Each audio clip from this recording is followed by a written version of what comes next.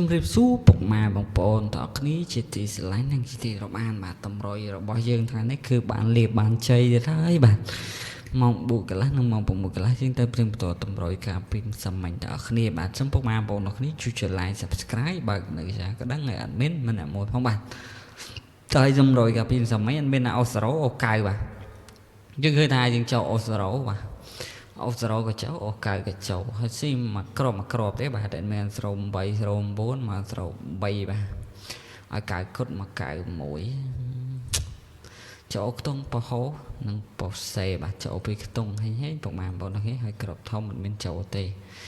តោះសម្រាប់ការផ្ទាំងបន្ទាត់យើងមានតែប៉ុណ្្នឹងបាទចូលស្រោប៉ោហោ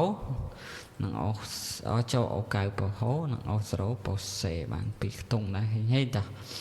យើងទៅមើលពេលយប់វិញបាទពេលយប់អត់មានឲ្យអូសរ៉ូអូកៅបាទយប់តទេបងប្អូនទាំងគ្នា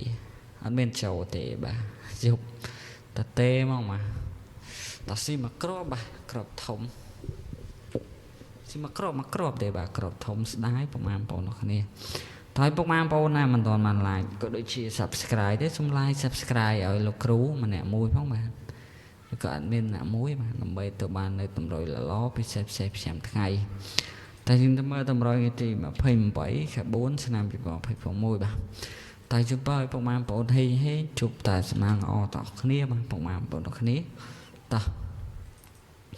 យើងទៅមើលតម្រុយពេលយប់បាទពេលយប់តម្រុយពេលយប់គឺយើងបានលាបបានជ័យបាទជាស្រីតម្រុយថ្ងៃថ្មីបាទគឺយើងសង្ឃឹមថាយើងបានលាបបានជ័យទេបាទតម្រុយនេះស្ថិតតែតម្រុយ VIP បាទអត់មានដាក់ជូនណាបាទតោះអូ20អូកៅត្រែងយើងមាន21 23កៅយើងមានកៅកុដនិងកៅ9បាទជូនបើជោគជ័យហេសំណាងអបាទហើយក្របធំយើងមាន876